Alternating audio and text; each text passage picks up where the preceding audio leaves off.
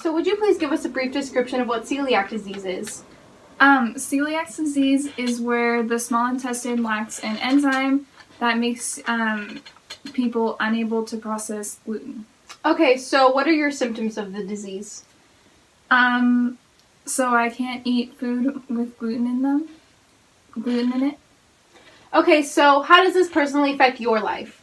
Well, since I have to avoid foods with gluten in it, I have to eat foods that are either gluten-free or like rice or meats and vegetables, and I can't eat like donuts or pizza or regular bread. So what kinds of foods does your gluten-free diet consist of? I usually eat, there's actually a lot of brands that are gluten-free, and they make all the foods that I usually can't eat in a gluten-free form. And LA especially has a lot of places that serve gluten-free foods, and so I just eat pretty normally. Okay, so when did you first start to notice this disease? When were your first signs of it? When I was 10, I had, throughout my life, I had always felt kind of sick, but at 10 years old, I started to notice that I got really sick, especially after meals.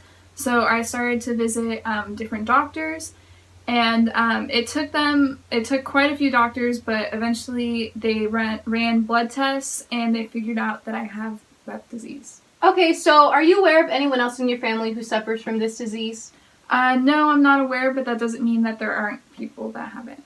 Okay, and what kind of restaurants would you recommend to people who can't eat gluten? Usually restaurants are pretty good unless it's like a pasta restaurant or a bakery at having gluten-free versions, and even then they do have gluten-free versions of it sometimes. But like Japanese restaurants, like sushi restaurants, usually pretty much everything on their menu is gluten-free. And like Chipotle, they have, if you don't get a burrito, it's all gluten-free. Okay, great. And lastly, what advice would you give to people who are suffering from celiac disease? If you start to notice that you get very sick after meals and you avoid eating a lot, then you should go see a doctor, and even if the first doctor doesn't diagnose you, you should keep trying because it might take them a while, but you will get a diagnosis.